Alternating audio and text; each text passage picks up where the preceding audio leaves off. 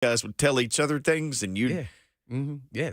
there was with no a lot of holding back. Yeah, yeah. A lot of explicatives at times, Yep. and until we got to know each other. But it was all good, and all of us just wanted to win. So we're all going in the right direction. Then he learned how to communicate with guys during a game. You don't come and try to attack dog a guy who is on an emotional high and playing in a game. Ooh, Speaking of an emotional high, Rand Ran. Carthon, Titans GM, is at the podium. Let's go live to the Titans press conference introducing Brian Callahan.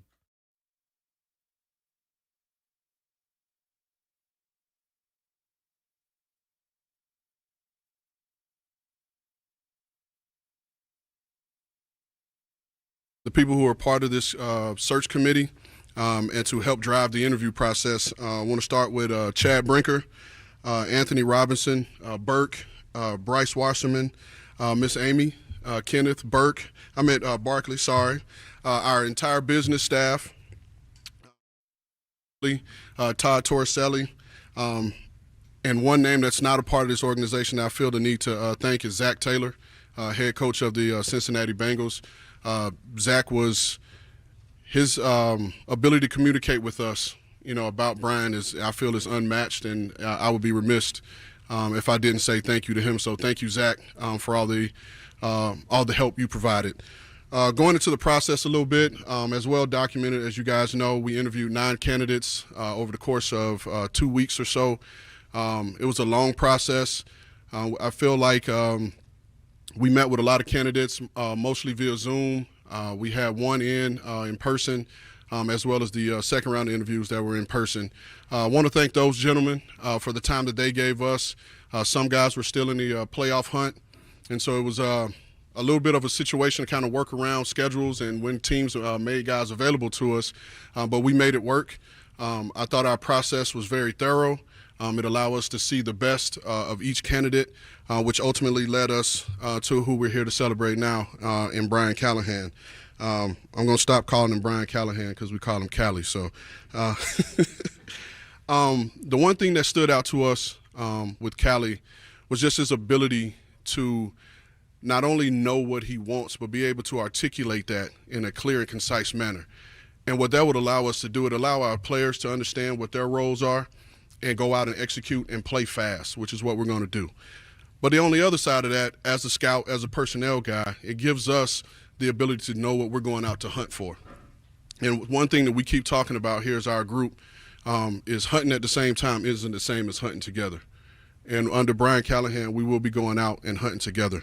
And so I'm looking forward to it. I'm excited, and I'm actually ready to get off this podium and get ready to get started. So with that said, we'll bring up our controlling owner, Miss Amy Adams-Strunk.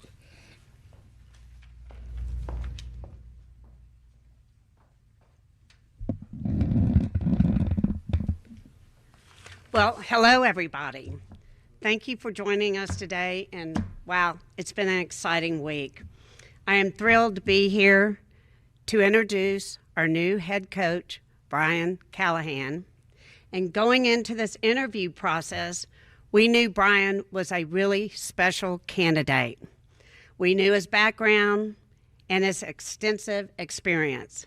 We saw the list of quarterbacks he's worked with and elite offenses he's been a part of. We knew about his deep knowledge and understanding of the game.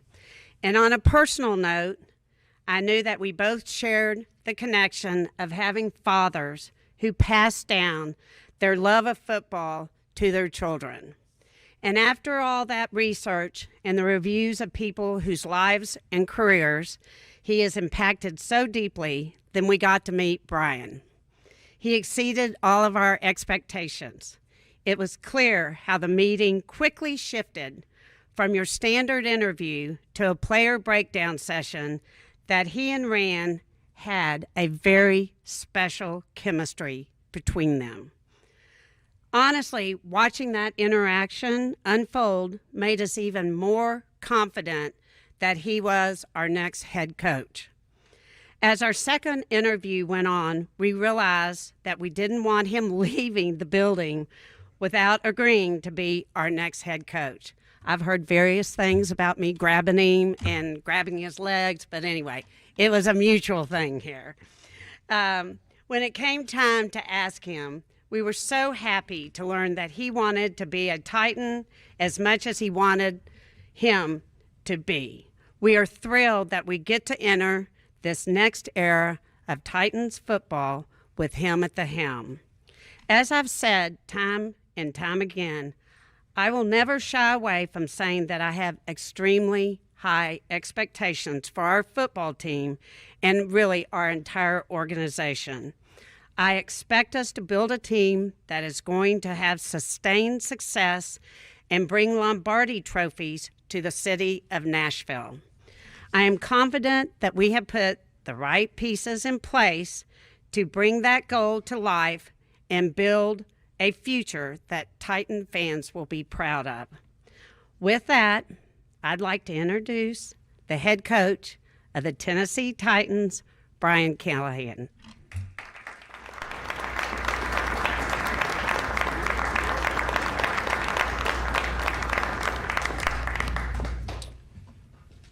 This is a pretty surreal moment for me. I need to fix this for you. Is that good? You don't get to these places in front of rooms like this with incredible places in front of rooms like this with incredible people sitting here watching this without a lot of help along the way. And so I want to make sure that I point out the people that have done that. And most importantly, you're going to have to bear with me because it might be a little more difficult than I thought it was before I got up here.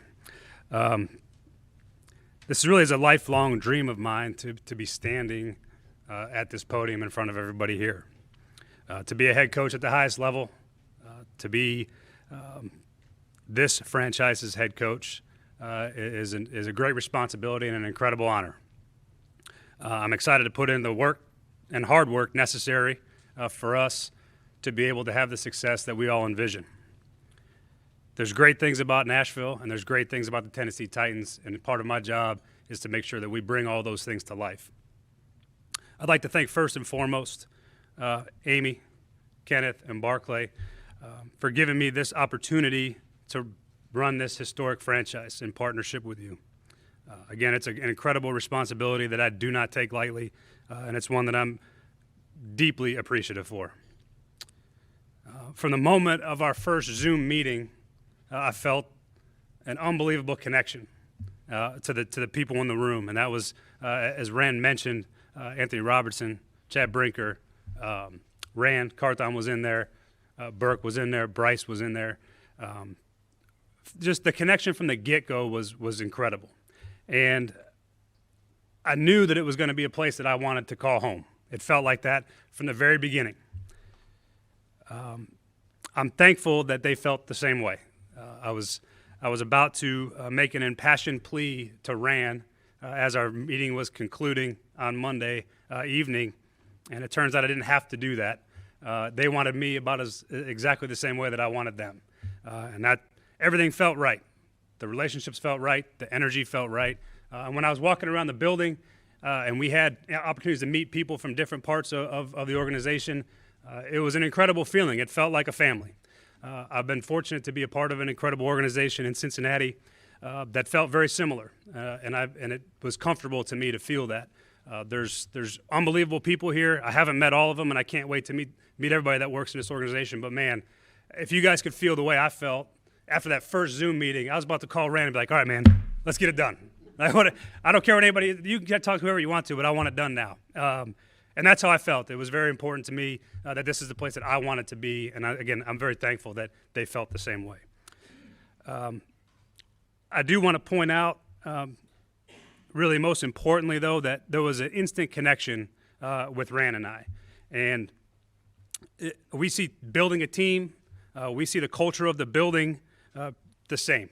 And that's an important part of this entire process. His energy and passion for the Tennessee Titans made me believe in him.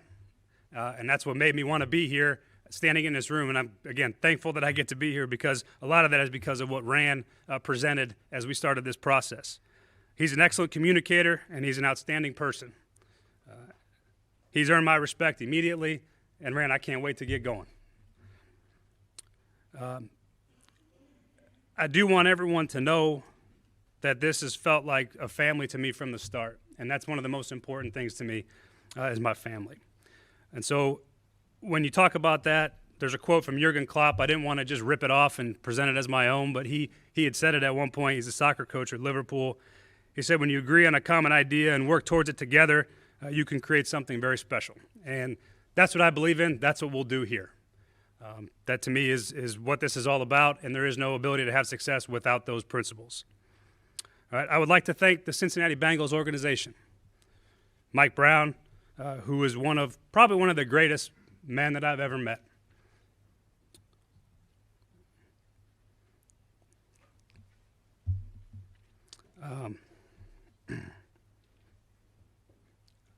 I'll get it together in a second, don't worry.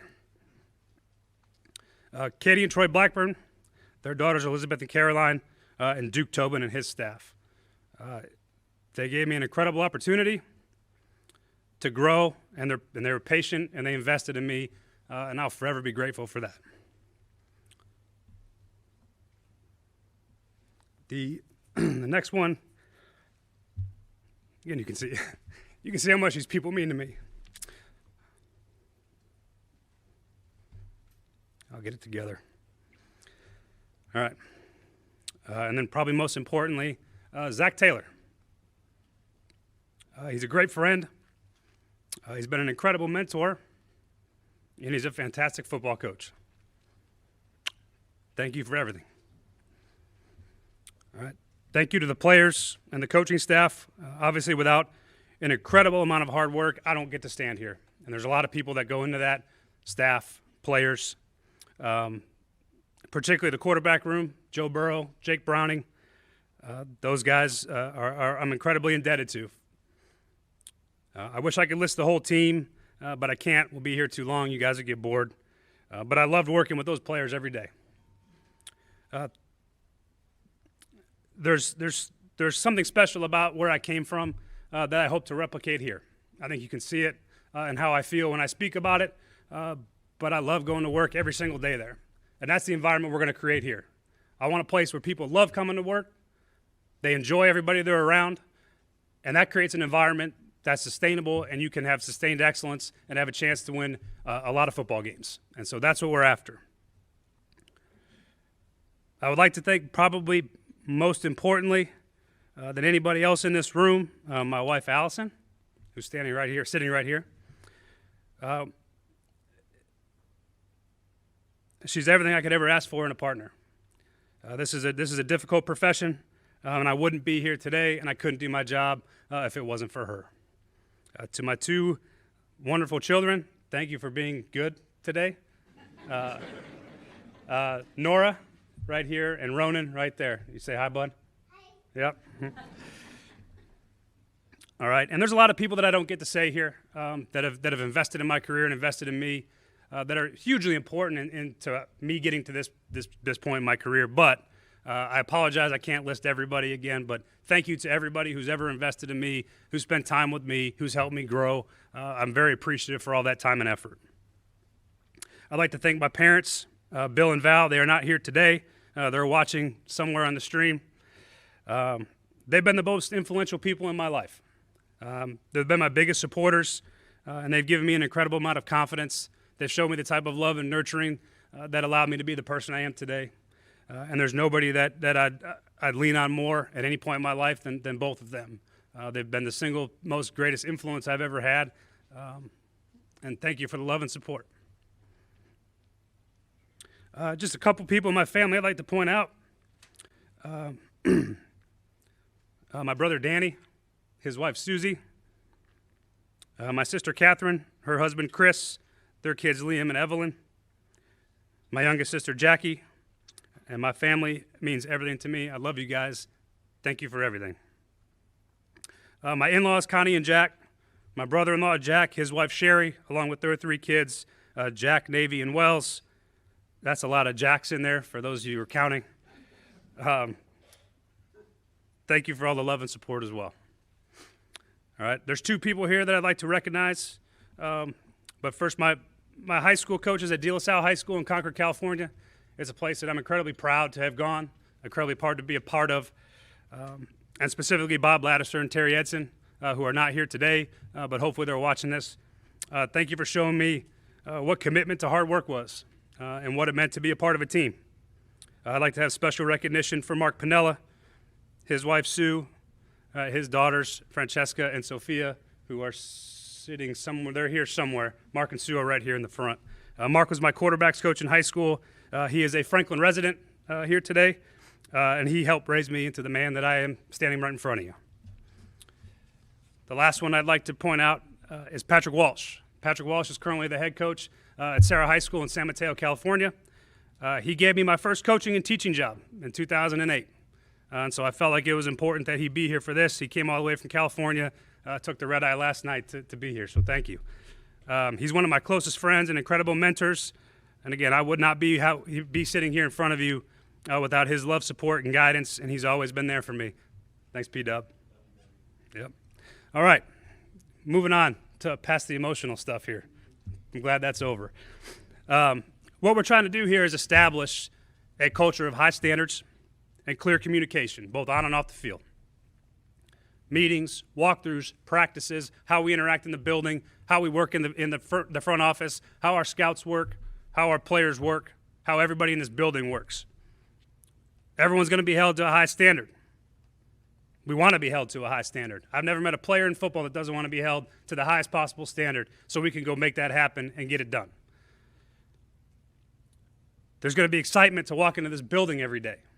You guys saw how emotional I got talking about Cincinnati. Well, that's how I want our players and people to feel here. When you walk in the building every day, there's an incredible excitement about what's ahead. Anybody who deals with our players, the expectation is to bring great energy, have great experience, and have great expertise. We want everyone who affects them to be able to have that enthusiasm and our shared vision. We're going to be a connected football team. We're going to be a connected organization. I believe in it. If you don't have a connection, it's really hard to do anything of worthwhile. The business of this sport really is all about people and relationships, and so if we don't have any sort of connection, there's really no point in us doing our jobs the way we do it. This is what makes it fun. This is what I enjoy the most, is being able to be connected with the people that I work with every single day. All right? Everyone wants to be a part of something bigger than themselves. That's what makes this sport special. That's what makes sports in general special. But if you're a part of something bigger than yourself, you sacrifice for the greater good. You give up some of your individual successes and aspirations so we can lift the team. And there's been that trait goes from high school through pro football. Every team I've been on that's been great has had those traits. And it's a critical part of building a great football team. Being a great teammate, playing hard for each other, helping everyone around them accomplish a greater goal is the principles of what this program will be built on. Those are the things that we ready to accomplish as a football team, as an organization. I cannot wait to get started. These are the things that I enjoy this part, but the work is really what I enjoy the most. And so I can't wait to get going. I can't wait to see our players. For all those guys out there watching, I can't wait to meet you. Please come see me. My door's open. I can't wait to start building our relationship so we can go win a bunch of football games and have a lot of success. The last thing I'll say is that really to the Titans fans, the city of Nashville, and the great state of Tennessee, we're going to need your incredible support. You're a huge part of this. We need Nissan Stadium to be the most feared stadium that people walk into every Sunday. We need every possible bit of energy, every last amount of enthusiasm. Our players need to feel the energy. I can't wait to see you guys there. It's going to be a lot of work ahead, but a lot of fun as well. I'm proud. I'm humbled to be standing here before you as the head coach of the Tennessee Titans. Thank you.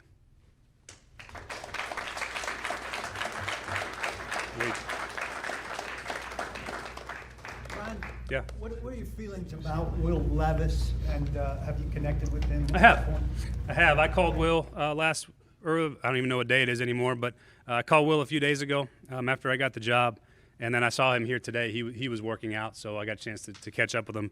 I told him he's leaving town, I think, tomorrow morning, but he'll be back. But I've I've really enjoyed getting to know him. I can't wait to get to work with him. He's got a lot of really special physical talents that I'm excited to go see if we can make better. And everything about him so far has been fantastic, and I'm excited to get to go further down into it. Brian, your catalog of quarterbacks you work with is pretty extensive. What are some of the things you learned from guys like Peyton Manning, Stafford, et cetera, Burrow, that you want to bring to help Levis develop the way he needs? Yeah, I've been incredibly fortunate to be around great players, and those guys all bring something different and unique.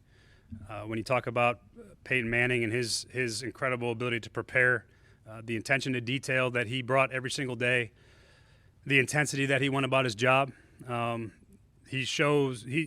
years I was with him showed me what it was like to be, what a great quarterback should look like. And not everybody's going to be him, and nor is anybody expected to be. But the foundation of how he went about his business was pretty incredible, and I've taken that everywhere I've gone. As far as the work ethic involved, the attention to detail involved, those things are really important.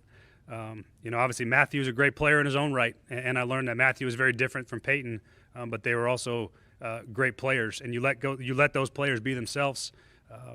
And I didn't try to make Matthew do anything that he didn't want to do. He's not Peyton Manning.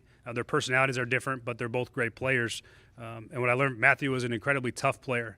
I've never seen a locker room rally around a player like him the way that they did when I was with him in Detroit. He's one of the toughest competitors I've ever been around.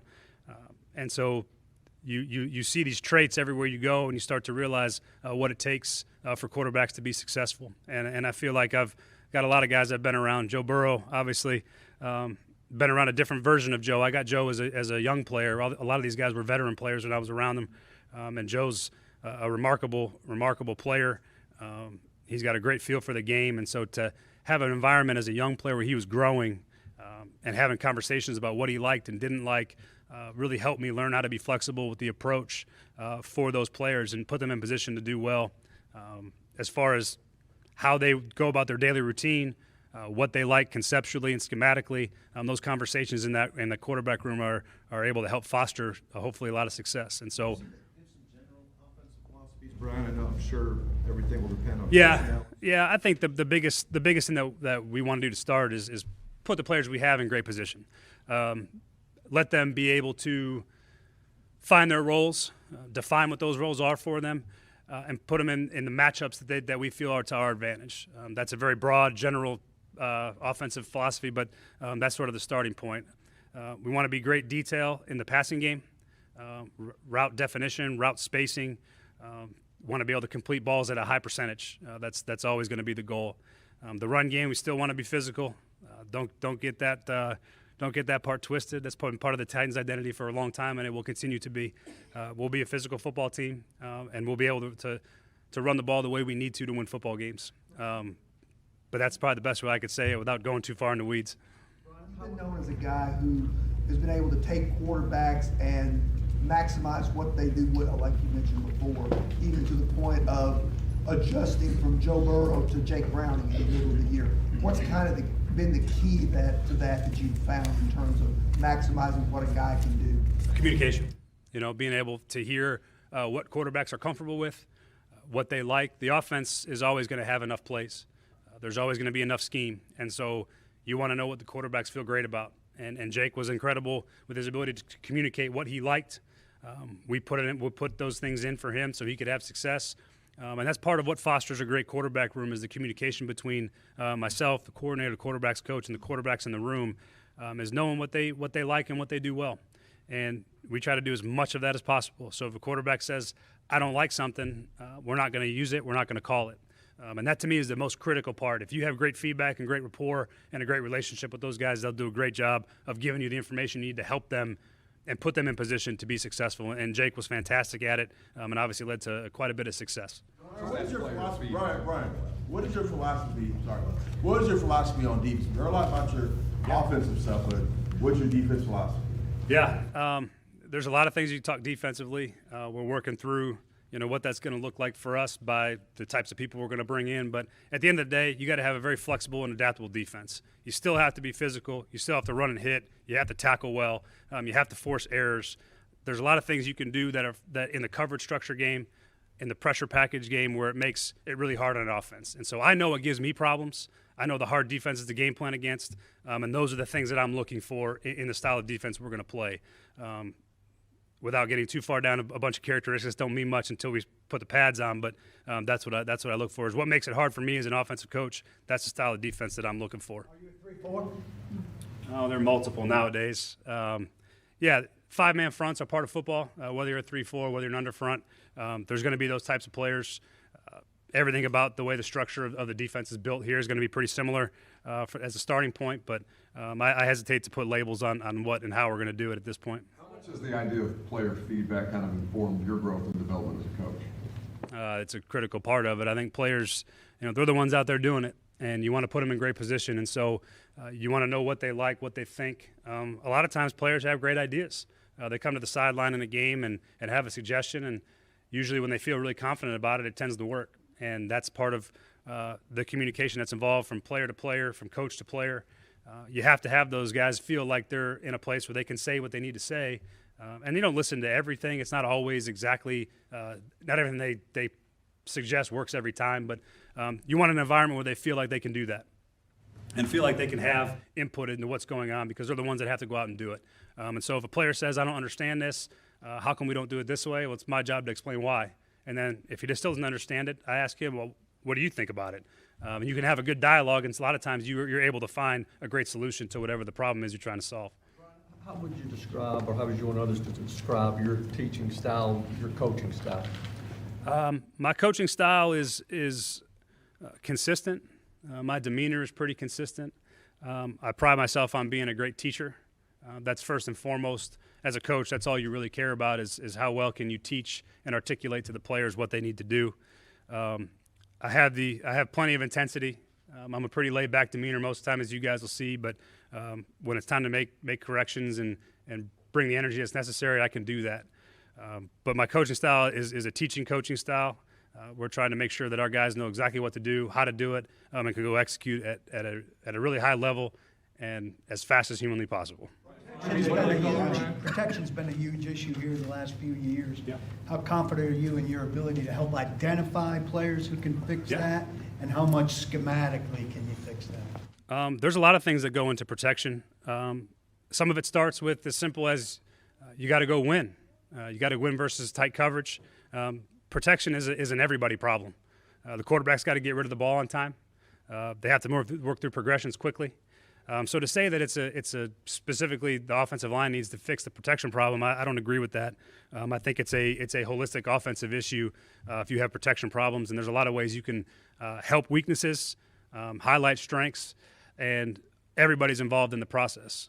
As far as profiles of offensive linemen and players, obviously you're looking for the guys that are great at pass pro. You're looking for guys that can anchor, guys that got great length. We'll talk about all the traits at a later date, but schematically you can help a ton. You can chip, you can bang edges. Backs got to be fantastic in pass protection. They got to know who to block and how to block them. So it's a holistic offensive issue, and so our job is to find a way to make sure everyone knows all the specifics of what we're trying to get done, and then they can technically go execute it. Some of those specific traits. Caller, Brian? Excuse me? I'm sorry, will you be the offensive play caller? And Yes, I will. So Yes, I will. how big of a transition do you expect that to be? Not a big one at all. The way we've worked in Cincinnati, very collaborative. I've been with Zach for 5 years, working with him as the primary play caller and me as the offensive coordinator. I feel really great about the process.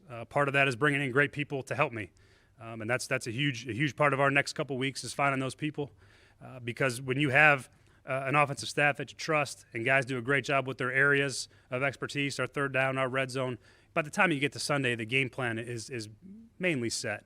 Now where guys earn their stripes is when you have to adjust and adapt mid flow of a game, and that's where you have to have great people involved in the game plan. But I don't see it as a big adjustment. It's going to be a collaborative approach on offense, and we're going to make sure we get the best plays and put our players in the best position. So I'm excited about that part, and I'm excited to get a good staff put together. Brian, about taking you back down that emotional road after you accepted the job, what was your first conversation like with your dad? It was cool. It was cool. I think I asked him. I don't know how many fathers and sons have been head coaches in the NFL. I don't think it's many. And that's a really, I think it's a very prideful thing for him to be associated with, him and I. And I just, it's been a lot. You live this lifestyle, and there's a lot of ups and downs, and there's a lot of adversity that comes your way in coaching. And so just the fact that I've been able to stand up here and he's been able to do the same thing, for me, that's a huge honor. Obviously you want to be like your dad, Most important thing, Brian, you learned over the past 5 years in Cincinnati that you felt like, okay, I'm ready to be a head coach now? Yeah, that's a good question. The greatest thing about Zach, for me and my experience in Cincinnati, was he was an open book. And so I was involved in a lot of the things that came across his desk, a lot of conversations, very involved in the scouting process in Cincinnati, as a lot of you know. And so just seeing all of those processes work over 5 years, seeing the pitfalls and problems, where the landmines can be, his allowing me that access to those conversations has been huge. And I walk into this role today, and I'm sure there'll be plenty of surprises, but I feel very confident that I'm prepared for it. And it's because of his allowance and access to what occurred on a daily basis. And he would often come by and say, hey, you should think about this for a second and write this down for when you're doing this. Here's how you should handle it. So just incredible investment in me that helped me grow. And again, I feel because of all those experiences, I'm kind of uniquely positioned for my first time doing this. I feel really good about it. Learning those things, Brian, having learned those things, what was it about this specific job that was attractive to you? It felt just like the place that I was at. And I mean that in the most complimentary way possible, because I loved being there. And you felt the atmosphere here. You felt the intensity. You felt the want to be great. And I walked in here on Monday for my interview, and that's one of the things that stood out is there's a lot of passionate people here that want the Titans to be a great football team and a great organization. And I felt like that's where I want to be. I want to be a part of that. I want to be with people like that. And that's the highest compliment I can pay, is that I walked in immediately and it didn't even have to do anything. There was nothing about the football part that I even cared about. It was the people and the people in place here that made me feel like this was the perfect fit for me. In the interview process, what were the most important things that they wanted out of this? I guess that might be a question for them. I think they want to, I think Rand said it before, and I believe it really to my core, is that they want a partnership. I think Rand and I are going to build a great one. That I don't have any doubt about. And so that to me is the starting point, is the personalities to mesh and fit and build a partnership with a vision towards building a football team that's got the ability to have sustained success. And I can't answer more of that. Maybe they can chime in, but that to me was the biggest part, is that we were forming a partnership and a relationship that we're going to work really hard together. I love Rand's line. You say it one more time, Rand, about hunting. At the same time isn't the same as hunting together. Hunting at the same time isn't the same as hunting together. And we're going to hunt together. You touched on your staff there. What would that process be like? Do you have some people in mind? Will you consider people who have been on the staff? Yeah, we're going to take our time. We'll be patient. We have people in mind. There's people we're going to talk to. We're not in a rush. We can talk to as many people as we like. As those things come more into a clearer focus, as I actually get to go sit in my office and work, you guys will hear more about it. But the process won't be rushed. We're gonna get the right people. We're gonna find great teachers. We're gonna find people of high character, find great communicators, and guys that coach with great energy and passion. And so that's what we're looking for. And we hope to find them. And we're gonna leave no stone unturned to find those guys. And I saw you had mentioned, you're either coaching it or you're allow it to happen. How do you go about holding each coach and player to a high standard and just, figuring out where they count? You have to define them. You have to define what the standard is. A lot of that has to do with execution. The way I like to say it is be where you're supposed to be when you're supposed to be there. And so as you show guys what the standard is, what the expectation is, the easiest way to do it is, if they don't meet it, is to show what that looks like. This isn't what we're looking for. This isn't what we want. You can be very clear and very demanding without having to go jumping through hoops and having the fire rager from your head, but it's pretty simple. Here's what the standard is. Here's the expectation. And then when it's not being met, make sure that we're coaching and teaching where we've fallen short. And that's, to me, is the easiest way to describe how you keep people accountable and you hold people to a high standard. And with that, you look at week 6 last year, right before the bye week, you called the guys out, and they're coming back, you re-emphasized your message. You guys went out and dropped, 31 against the 49ers. Yeah. Like, how do you know when it's right to, okay, I need to get on this guy, let him know, but then when you got to pull back? It's just a feel. It's, again, the biggest part of it is making sure you've built strong relationships with the players. And so that they receive those criticisms and coaching points in whatever messaging you deliver them. My messaging is usually pretty similar to how I'm speaking right now. But there's a time and a place where that messaging might need to be a little firmer. It might need to be a little more colorful. And you based on where your team is at when that might be necessary. And again, I've known a lot of those guys at Cincinnati for a lot of their careers. Some of those guys I've been with for 5 years, some for 4. So I feel really confident in where I felt they were in that moment and their ability to receive the message. And sometimes there's a place for that. And I felt like that was the right time, and it certainly felt like it was. We just had played a really sloppy game the week before and didn't execute. Again, same thing. The standards weren't being met. And so the idea is to make sure we hold that everybody to the same standard and a high one. And so I felt like it was a time and place for that. What were some of the lessons growing up around a coach and, like you said, 10 years old sitting in your dad's office, form you and teach you not just to be a teacher but a leader and what it takes to be a head coach? Yeah, you learn probably more by osmosis, just watching people. And then you reflect back and you realize that maybe you were learning something along the way. I'm not going to sit here and tell you that I was learning a lot about leadership at 14 years old. I was sitting in John Gruden's quarterback meetings, and I was just more in awe of the players there and listening to John talk. But I reflect back on those moments a lot. And there's things that you learn about how people handle it, how they speak, that you hopefully take bits and pieces of. And it's just been a lifelong journey of doing that. And so I can't point to anything specific necessarily, but it's certainly helped me be around this game for a long time. I feel like I don't really know any other way or any way of life other than football. So, yeah, that's the best way to put it. Brian, have you thought about what it would be like to interview your dad for a job? No, I have not. I don't know how many sons have interviewed their fathers for jobs, but no, I haven't given much thought to that. Is he on your list, Brian? On a list? For a possible spot. He's under contract. There's nothing I can say to that either way. So, analytics to inform scouting decisions, game plan decisions, and in-game decisions. Yeah, analytics. I think that it's a term that's a broad stroke term, but there's a lot of details that go into it. A lot of different ways it fits. At the end of the day, you're using hard, concrete data to help inform decision making, and that's great. The more smart people, the more information that you're given, the better decisions you can make. And so that's always going to be a part moving forward. I believe in that information. I believe in that data.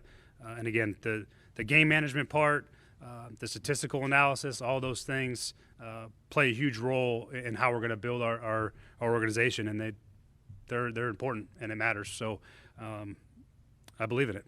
With Joe Burrow, aside from seeing eye to eye with the people here, the decision makers and whatnot, how much was having a young potential franchise quarterback in place an attraction to this job? Yeah, that part is attractive. I thought that Will was a really good player coming out of college, and I thought when you watch him play this year, you saw really growth. I mean, you saw him learn. The NFL is hard. It's hard on quarterbacks. It's particularly hard on young ones. And so I saw a lot of really positive things. Some of the throws, some of his competitive instincts that he put on tape were really impressive. And so I'm excited to dive more into that and how can he get better from year 1 to year 2 and keep putting in position to have success, and so we can score some points on offense. Brian, you obviously worked with a lot of great wide receivers in Cincinnati. What are the qualities that you value most at that position? Selfless. That's a big part. You got to have selfless guys. They're a huge part of the run game. They run routes to get other guys open. They work in tandem together. And so that's an important part. that's a characteristic as far as physical traits go. You want guys that are big, strong, fast, and can catch. That's a pretty easy way to go about it. The more of those guys you have, the better you're going to be. So, but yeah, we have. I tell you what's great about and this is a huge compliment to those receivers in Cincinnati. Incredibly selfless. Love playing together. Know when their time that the ball could go anywhere, and so they never complained. Not once about who was getting catches or who was getting targets. They knew that at some point it would come for them, and so they just did their jobs every day. They practiced really hard. I thought that was the one thing that was really impressive about that group of players is their practice intensity. They'd get after it, and that's why we were good, is because of the way that they practiced. So, yeah, I don't know if I kind of went on a tangent there. I apologize, but I hope that answered your question. Specifically working with Joe Burrow, a younger quarterback, I wonder if some of those things might translate to Will, as opposed to some of the veteran quarterbacks that you work with. Yeah, it was a great process to go through.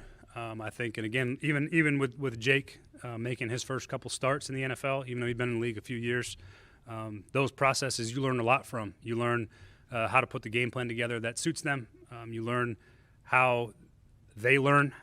And you learn what they like to do and how do you highlight those things. And then while you highlight those things, how do you work on the weaknesses with it? So I've learned a lot from being a part of Joe's development from day one to now. Obviously, he's a great player, and a lot of that development he played a large part in as well. So those guys are impressive people to be around, but you take the lessons of how you coach that and you look back and go, was that good or bad? And I think a lot of it was good.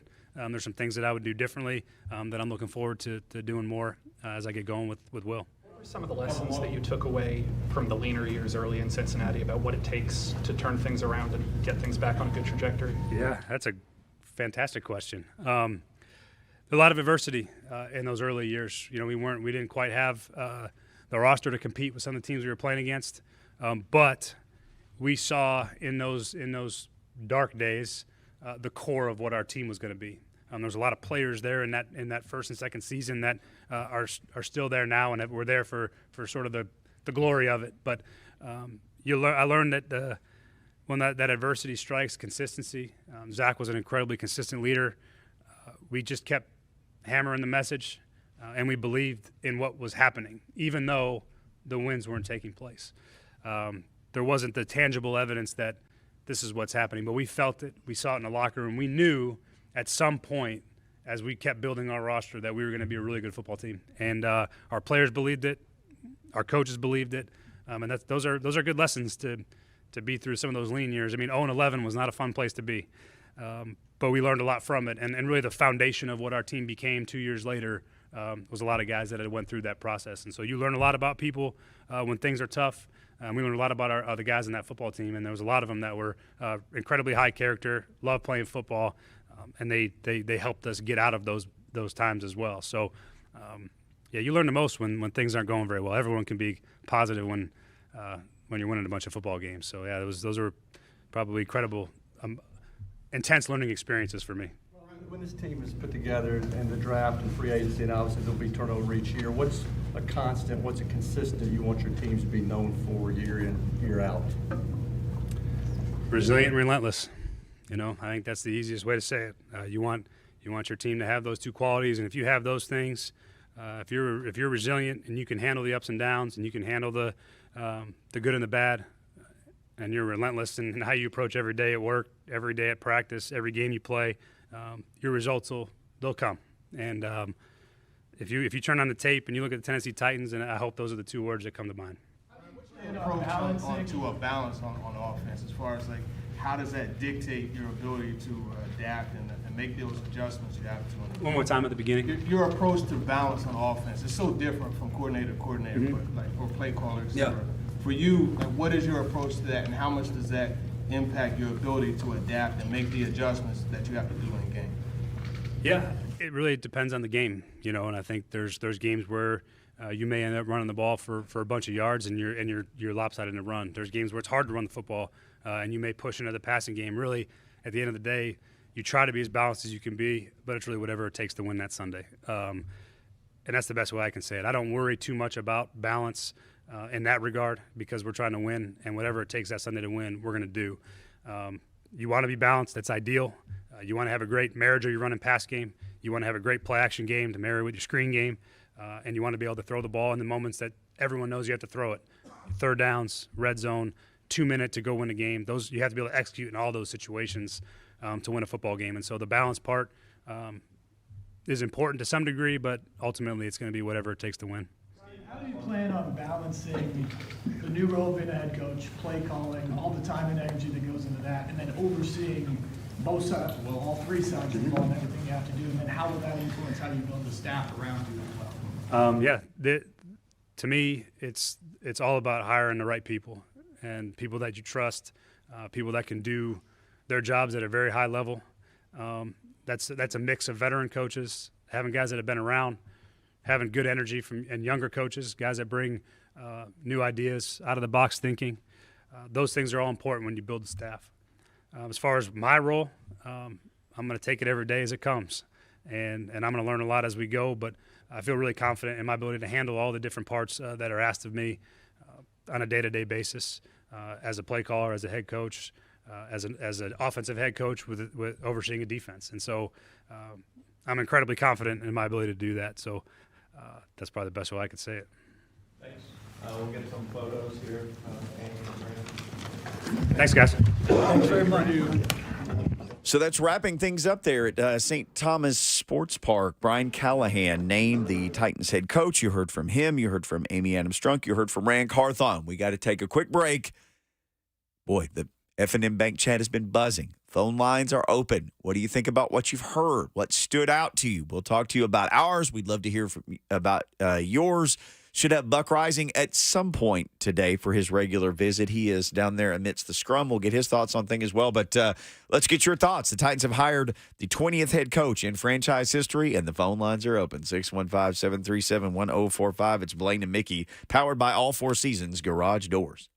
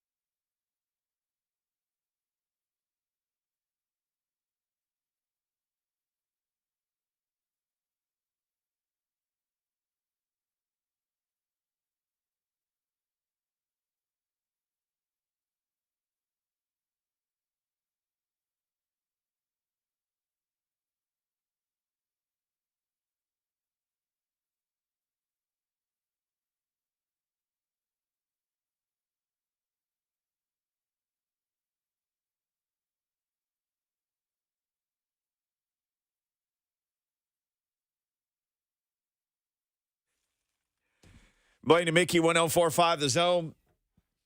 Titans have a head coach, Brian Callahan. It is official. Rand Callahan said hunting at the same time isn't hunting together. Ooh, Rand Callahan. That's all you did there. Rand Carthon. Brian Callahan asked him to repeat that, and he said it again. Amy Adams Strunk was actually pretty funny. She said, we realized during the second interview that we didn't want him to leave. And then she basically said, look, I know there were some stories out there that I held onto his legs or that we blocked the door. That was hilarious. I can't believe that. But she mentioned it, though. Even. That was funny. But it was cool, man. She's down to earth, man. But Amy Adams Strunk said they knew Brian was a very special candidate. They looked at his past, the quarterbacks he worked with. They said he exceeded all expectations.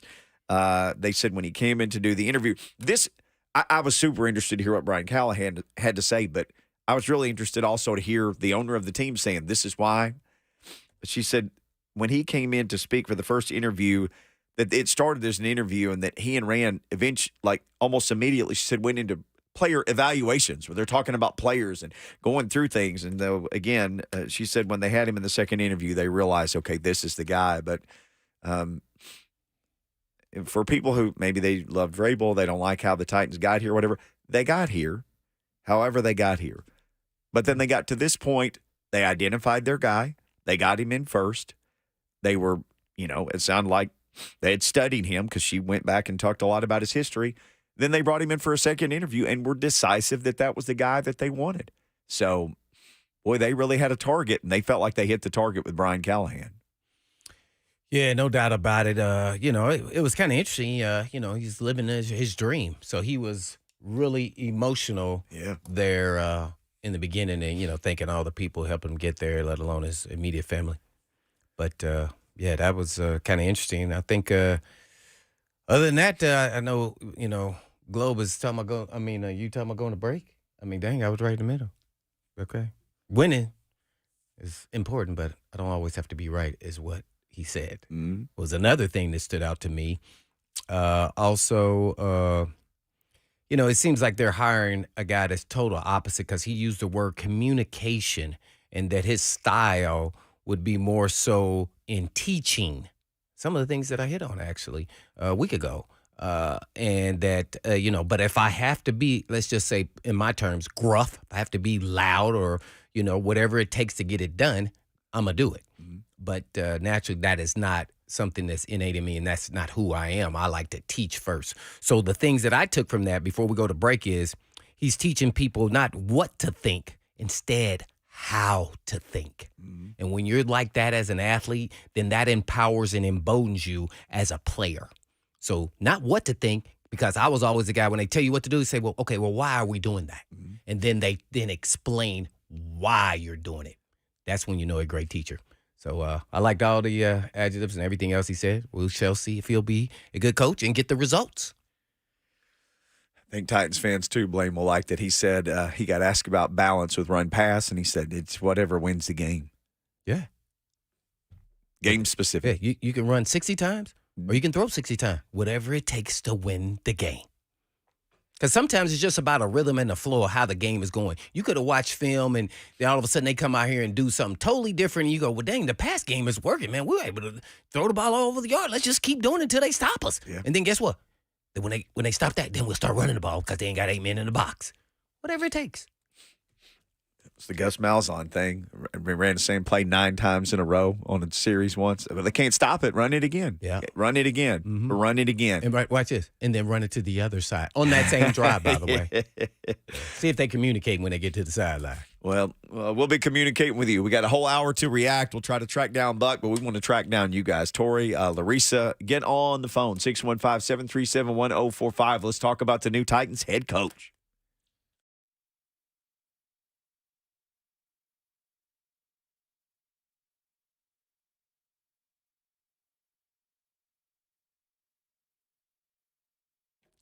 When it comes to the NFL playoffs, guess what? You got to win the games one at a time, right? But when you bet the NFL playoffs on FanDuel, one game can mean a lot of wins. And here's what I'm talking about. FanDuel, America's #1 sportsbook, has all your favorite bets like money lines or point spreads, but they also have all sorts of prop bets. So maybe you like Mahomes rushing over. I always seem to like that. I also like Isaiah Pacheco. Anytime TD, that guy runs like his hair is on fire. Right now, though, every day that there's an NFL playoff game, FanDuel is going to give all customers a no-sweat same-game parlay. That means when you combine all your bets for a chance at a bigger payday, you'll get bonus bets back if your same-game parlay doesn't win. So you just visit FanDuel.com/Mickey if you don't already have an account. Again, MICKEY. Make every moment more with FanDuel, an official sportsbook partner of the NFL. You got to be 21 or older, though. Present in Tennessee. Minimum 3-leg parlay required. Refund issues. Non-withdrawable bonus bets expire 7 days after receipt. Max refund is $5 unless otherwise specified. Restrictions apply. See terms at sportsbook.fanduel.com. Gambling problem? Call Tennessee Redline at 1-800-889-9789. If someone hasn't asked you already, maybe you've asked yourself, what is my resolution for 2024? Well, luckily for you, thanks to the team at Cool Ray Heating, Cooling, Plumbing, and Electrical, I've got some great ideas for how you can take care of yourself and your home better this year. So maybe you want to be better about saving money? Well, consider a $69 tune-up on your home's heating system so you can ensure your HVAC system operates at the highest efficiency. And if you need a new system this year, Cool Ray's industry-leading warranties save you money in the long run. Or maybe you want to be better about taking care of your health. Well, if you're stocking the fridge and the freezer with good food because you're hoping to eat better, don't let the next power outage from a storm spoil that food. So get a free estimate on a whole home generator from Cool Ray's electrical team.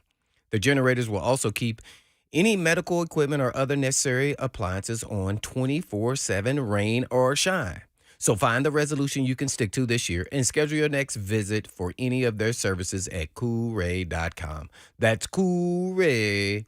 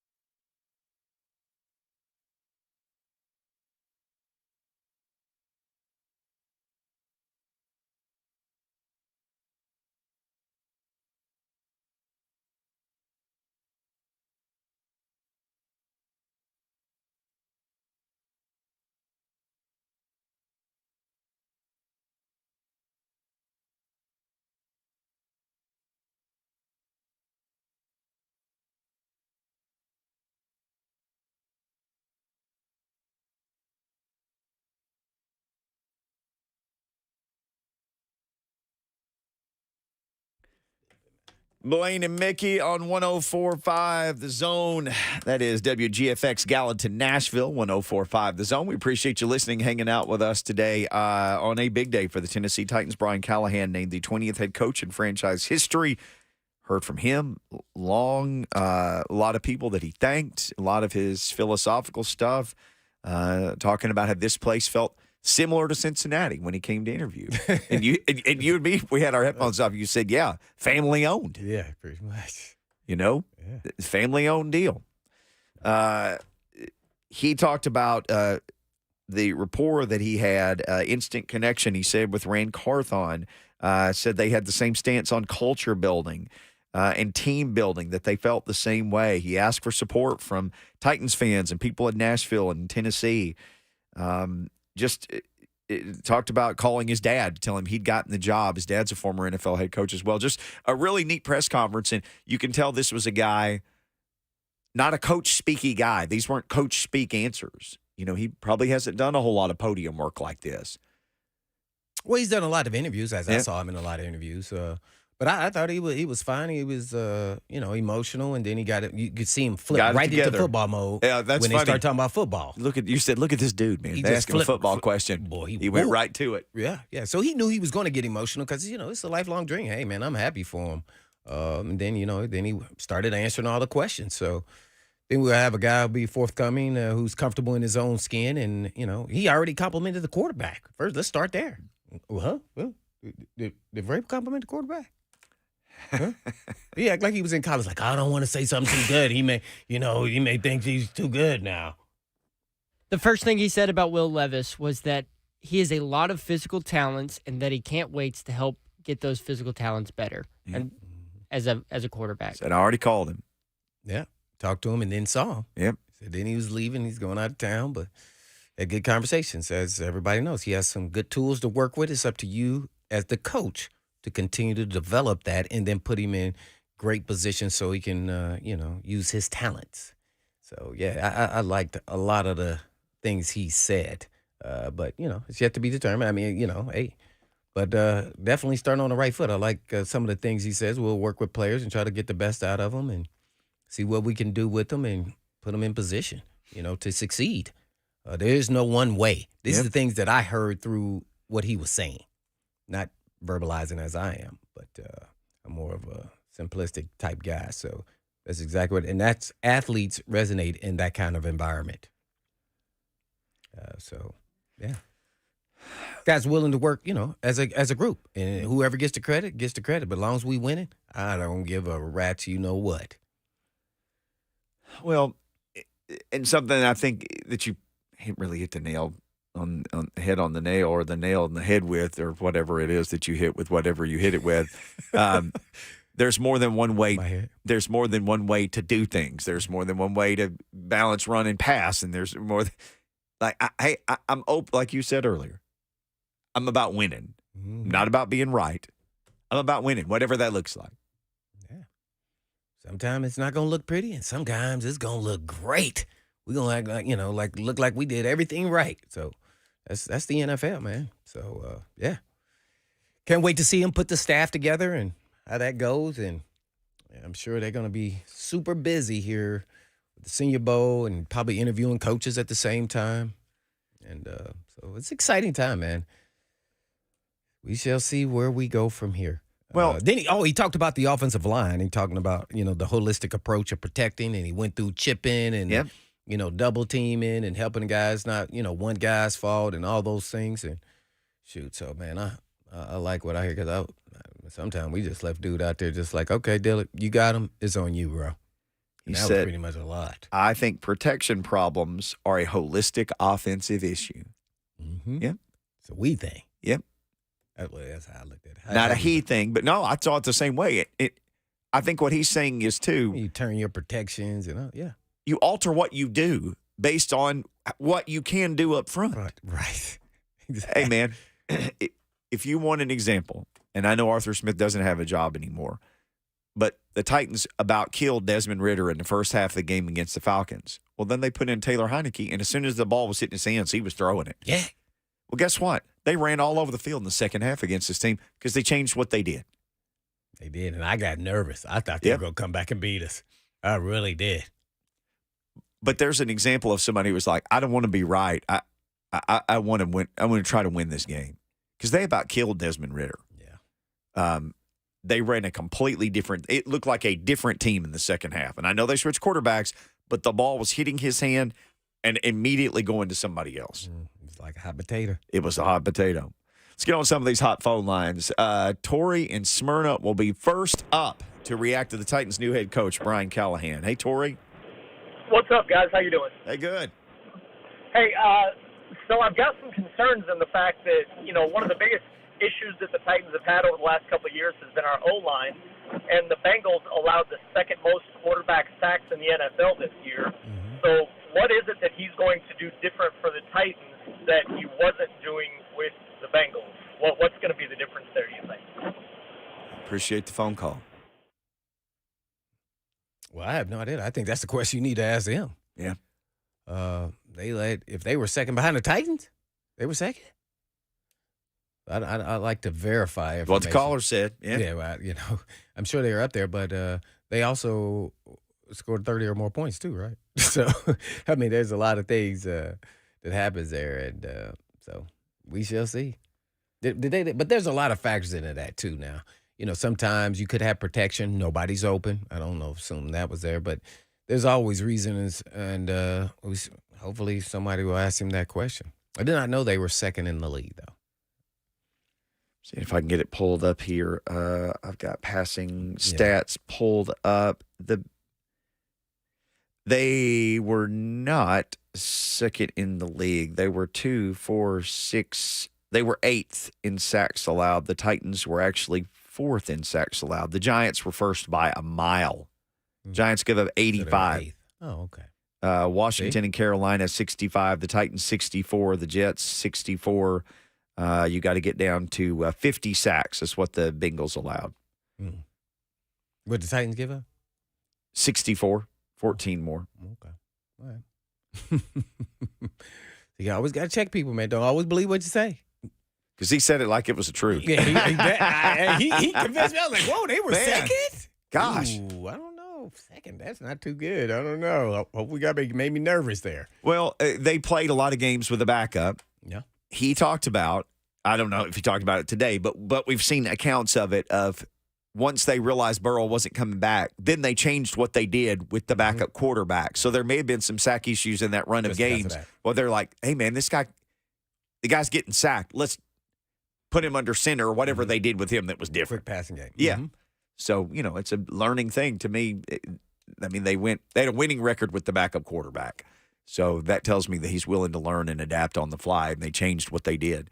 Noah from California is on. Larissa, Kent, we'll take a quick break. We'll come back. We'll get right back to the phones as we get your reactions for the Titans' new head football coach, Brian Callahan, 615-737-1045. We have lines open, so jump in here.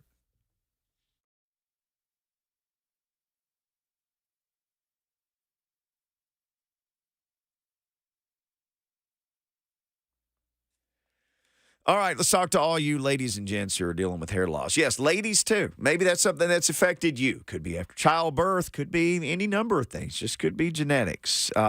Same for the guys. Maybe you got a different reason that you wound up where you were, looking in the mirror and seeing less hair. But guess what?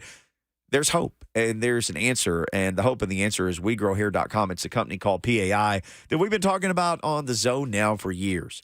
I always tell people, go to their website, WeGrowHair.com, and you can see real people and real results. Basically, they explain, here's where this person was, and here's where they are now, and here was their journey in between. You'll be blown away. And they have different ways of attacking this hair loss thing for different people. Depends on where you are in your journey and what you're dealing with and how you got to where you were. They'll give you a just like Callahan was talking about, a game-specific solution just for you. Can't do it if you don't call. And guess what? If you call, they'll give you a free consultation. Just go listen to what they got to say. You have literally nothing to lose. 615-376-6010 or WeGrowHair.com.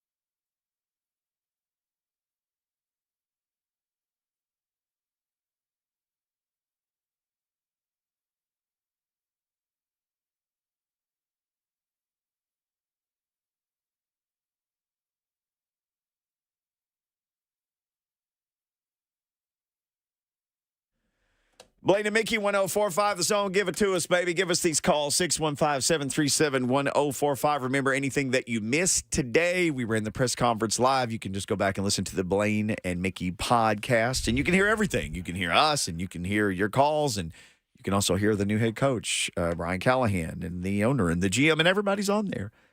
So make sure you go to wherever you consume your favorite podcast and consume Blaine and Mickey and rate, review, and subscribe. And you can also rate, review, and subscribe to Noah, who's checking in from California. Hey, Noah. Yo, what's going on, guys? First and foremost, shout out to all my California Titan fans. Woo. We roll deep out here in Southern California. I'm sitting in the parking lot of my school right now listening to you guys in the press conference. I want to thank you for having me on. Yeah, man. All I want to say is I feel like Brian Callahan seems extremely mature and ready for the role compared to guys like Bobby Slowick or Ben Johnson. One more point I wanted to say is Amy. Big shout out to Amy for making big boss moves, not settling, and hopefully bringing this team to the future, man. Yes, sir. It sounds like a concentrated effort to do just that. Yeah. To bring everything into the future. She said as much. Oh, man. Larissa's on the phone. Like our regular check-ins from Larissa. What's going on? Can't. I cannot. I'm just waiting for that new intro that you guys are going to put together. But I'm going to be real quick. Okay. I mean, you guys are amazing. I love all the shows. Best sports radio station ever. But you know what? It's not a Amy versus Vrabel or Callahan, versus Vrabel. I mean, these are different styles, clearly. Open communication is key with anything. And I don't care what industry you are in, every single person has met that person like, oh, okay. You okay. And you just kind of walk away. And, as I think leadership did the right thing. It's a great refreshment of ideas, and it was very lovely to hear him get emotional about his kids, his family, and I'm going to be a little missy boots, if you will. Again, everyone likes sports, and people can get emotional, and it's lovely. But the foundation of sports and the fans are here, and Blaine, you're part of it. I mean, this is also... You built this part of if it's hockey, soccer.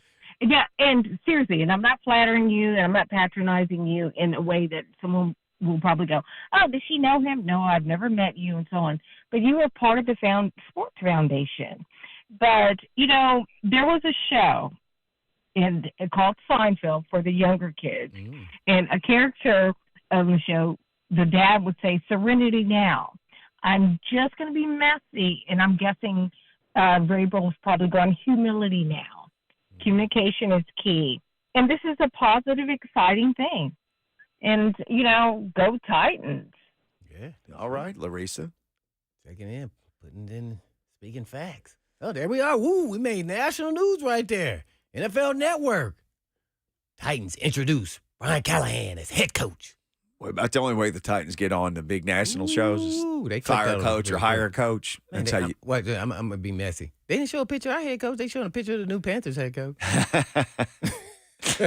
about the Panthers just hiring Dave Canales this morning? Wow. Hey, man. They did a good job with Baker, man, too, man. That's a good job. They got that guy a head coaching job. Kent in Franklin. I don't know if he wants to be a head coach, but he wants to talk to us, and we want to talk to him. 615-737-1045 will get you on after Kent. What's up, Kent? Hey, y'all, how you doing? Good. Good. So I wanted to dovetail a little bit off what Larissa actually said, and I thought it was interesting. I think Callahan gave a little bit of insight to the big vision question, and I kind of also think it's been there all along.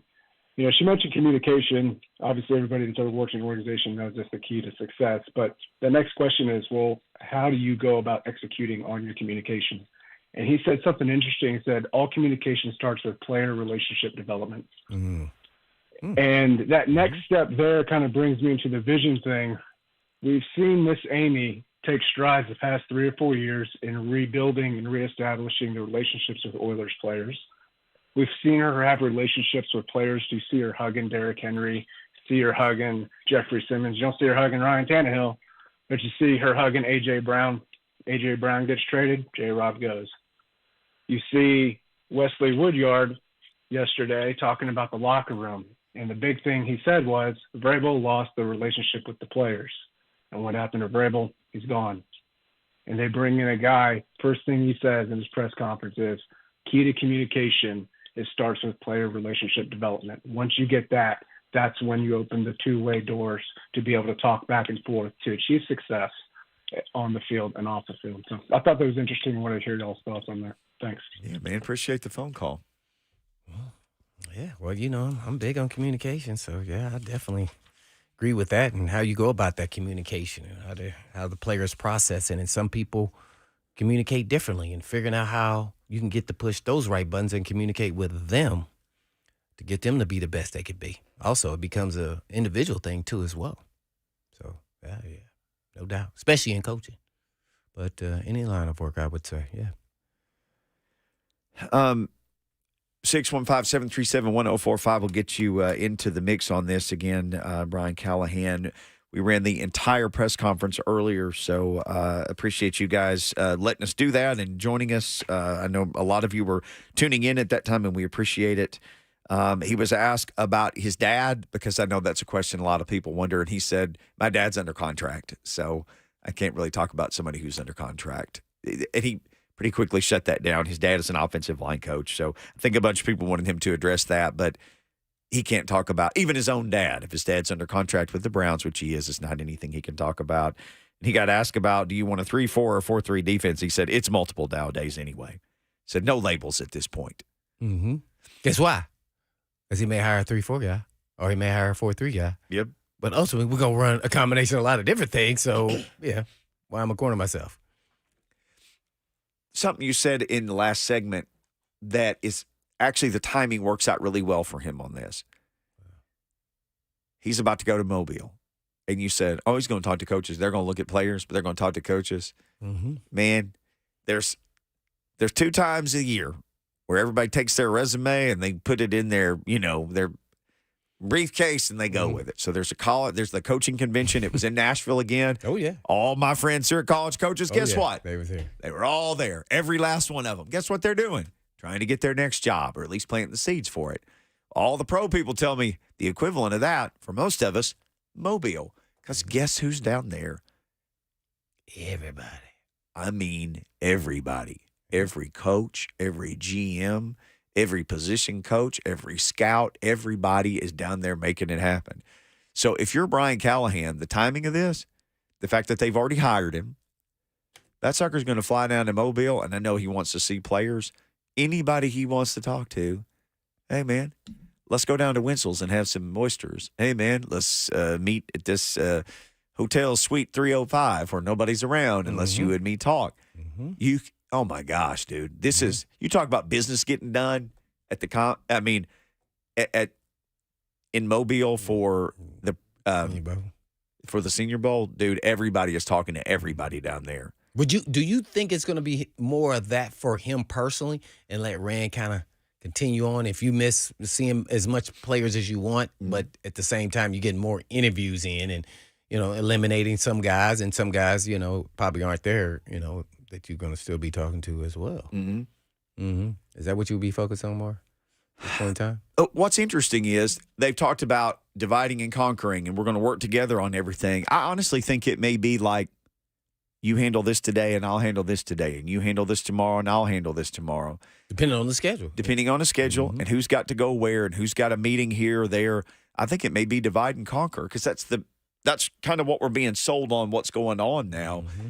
But when we talked about the distribution of power yesterday, and the caller who called in and said, basically go back to when Malarkey was here, and supposedly he wanted to keep Robisky as the OC, and then there was a balance of do they want him or do they not? Mm-hmm. And I think Rand may tell him, go interview whoever you want to, then tell me what you know, and then let's compare notes.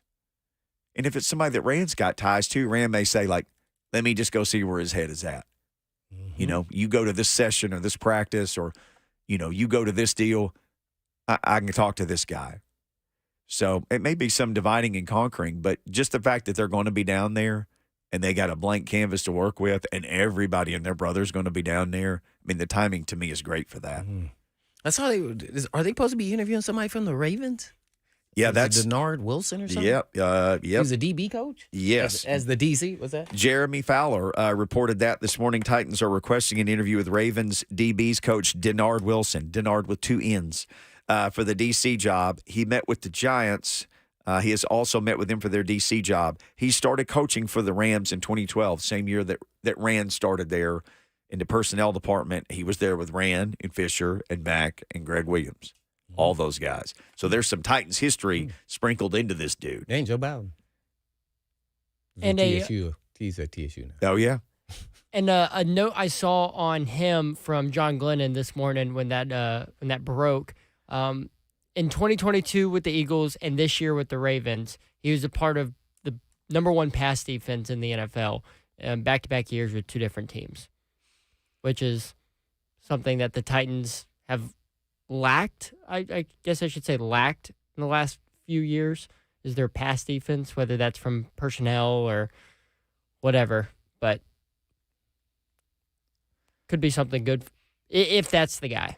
Well, this guy, I think, is 41, so a young-ish guy. You know, I kind of had my eye towards, like, crustier dudes who've been around a little while, but this guy's 41, so they may have a young head coach and a young defensive coordinator. We'll see.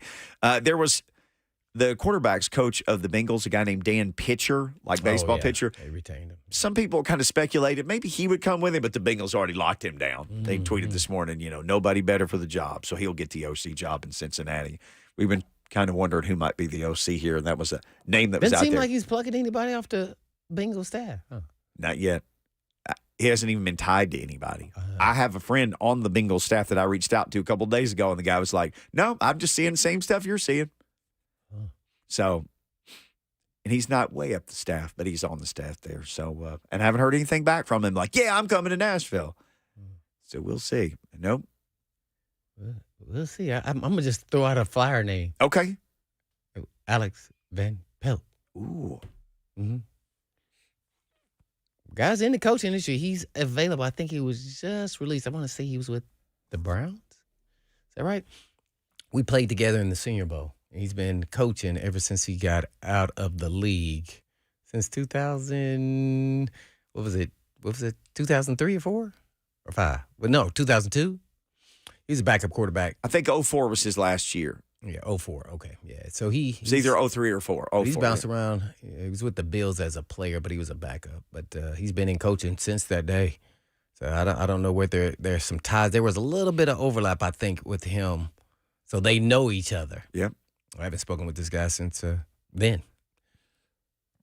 So it'll be interesting to see. He's a fellow 8th-round draft pick. Yeah, he was a couple picks after me.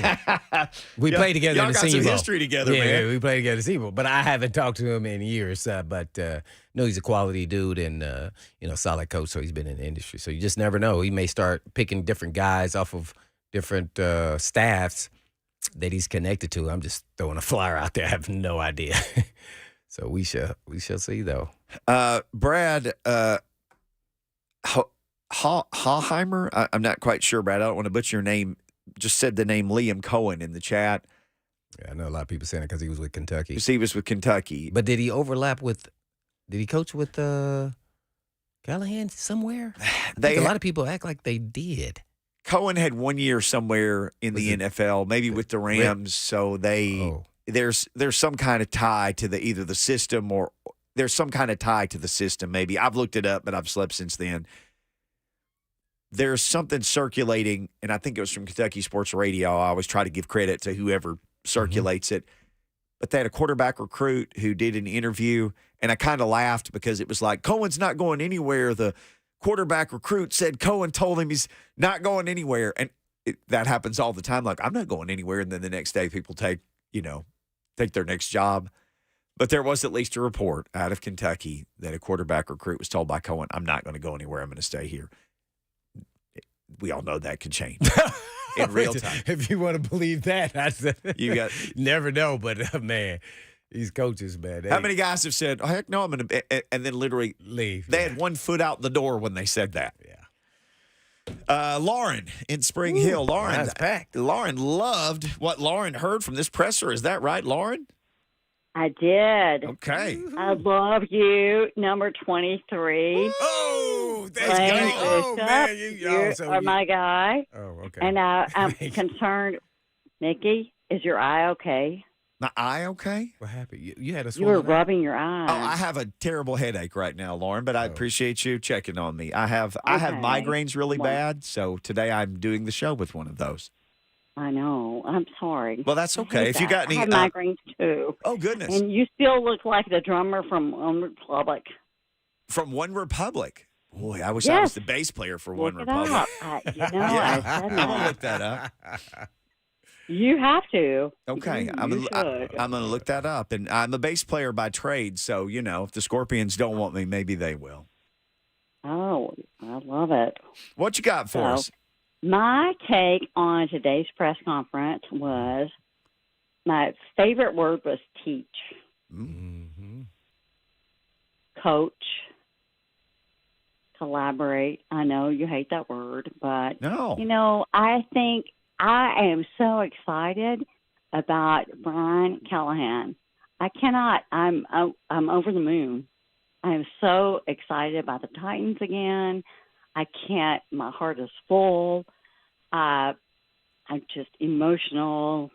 I'm open to. He's so open to suggestion, and his plan, and his collaborator. I'm not going to use Communication. Hey, we don't hate that word. Communication. You can say the C word to us. We don't hate it. May say that, but yeah, that wasn't us. I know. And inclusion and letting the people, letting us players talk and letting them be involved. I love that. I'm over the moon. Yeah, I'm over the moon. You should. Well, that's an awesome call, Lauren. Thank you. Yeah, 'Cause I can checking say on that's her. what helped us get to the moon. Communication. Yeah. Man, everybody, you got certain people communicate. I mean, that had thoughts, but yeah, it was never my way or the highway. I mean, you explain to guys why you're doing some things because you want to know why. But like you said, wouldn't that empower you as a player? Yeah, that's how it's supposed to be. Yeah. I mean, this is another one of those things you talk about. Hey, everybody's job is similar. What if your boss that's why, because I said so. Okay. Because I said so. I know. We can do it that way, but okay, why am I doing that way? Because that's the way I do it. Yeah. Because I said so. It may be another way. Yeah. But what if your boss is like, hey, show me the thing you were doing the other day? Where the production on your whole line stepped up. Y'all made 15 more great idea. Nissan Titans than you did today. Show me what you did. Yeah. Yeah. Oh, we may use that. Yep. And something else we doing over here. Yep. Good idea. Or they can just be like, nah, I don't think we'll pass on that one. Yeah. That's okay though. They get the final say so, but you want to feel emboldened and empowered that you feel comfortable enough to give your opinion. These are all grown men. This is not college. These guys understand schemes. Well, some of them, let me just say. Sure. But there are guys in the room always who can help, who study and know what they're doing. Well, and we had a lot of those guys Sure. at the time. So that really, it helped my process speed up too. I felt like I had to make sure I got to that level. All right, these last few calls have lit up the phones. Now y'all want to talk. Well, guess what? We got one more segment to do it. So hold on if you're on 615-737-1045, and we will talk to you. And appreciate everybody watching my eye twitch on Zone TV. Wondering if I can still see. I can see. But when we come back, we'll see you, and we'll hear from you on Blaine and Mickey.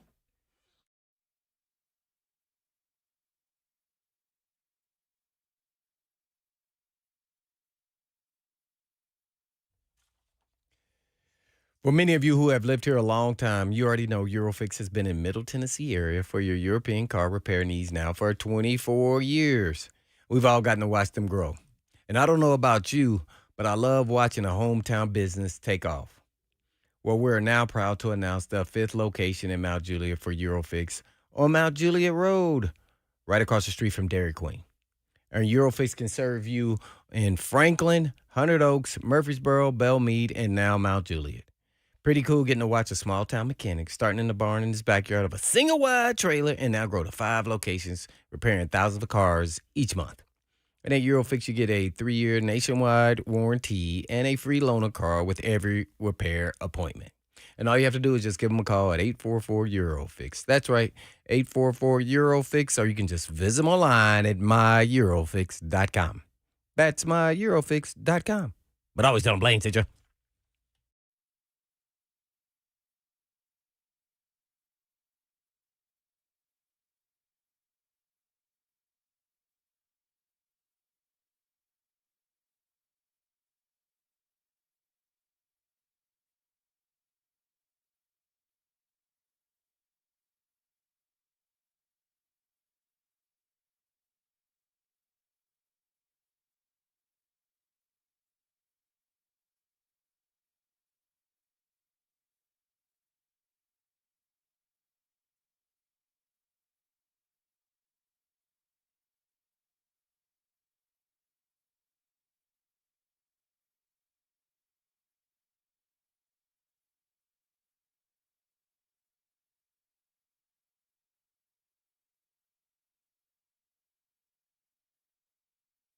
Life is busy. We could all use some extra time in our day, which is exactly why Two Rivers Ford offers mobile service. We'll bring the service to your driveway at no additional charge. Oil changes, brakes, batteries, the certified technicians at Two Rivers will perform basic maintenance on your vehicle wherever you are, so you'll have more time for moments like this.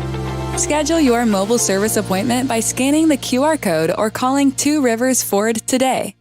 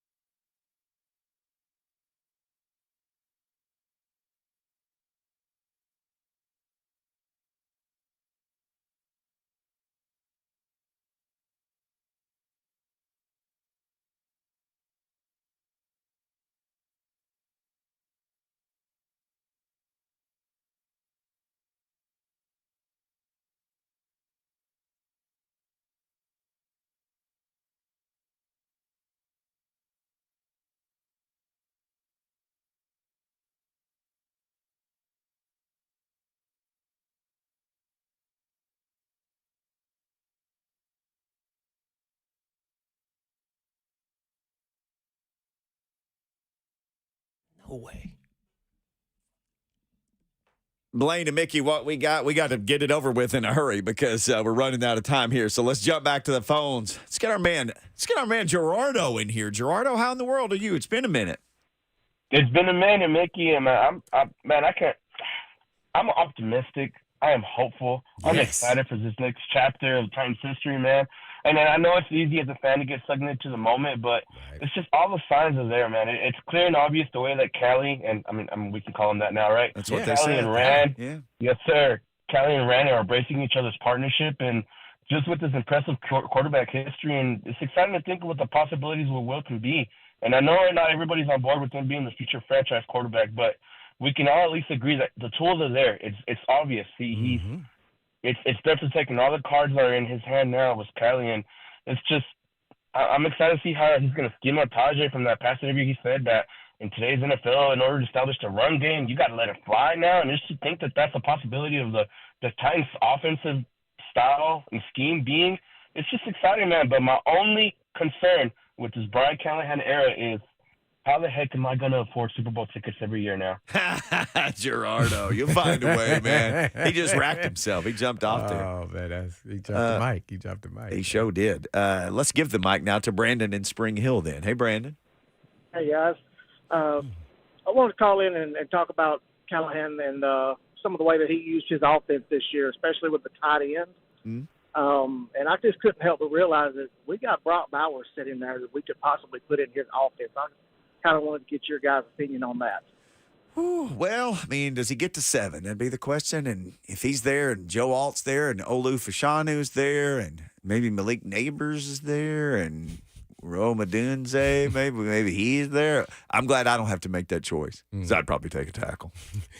I'm going to just say this. Brock Bowers is definitely worthy of going high in the draft. You know, I've watched this. He could have been a high pick his freshman year. Oh, my gosh, yes. But as far as priorities for the Titans, I don't think tight end is at the top of the list. So sometimes, you do take the best player on the board, depends on how the first round goes there early. And if he's rated their number one guy, maybe somebody trades up to get more value for that pick, and then we move down if you can't get your guy because somebody wants Brock Bowers, but he is a special, special player.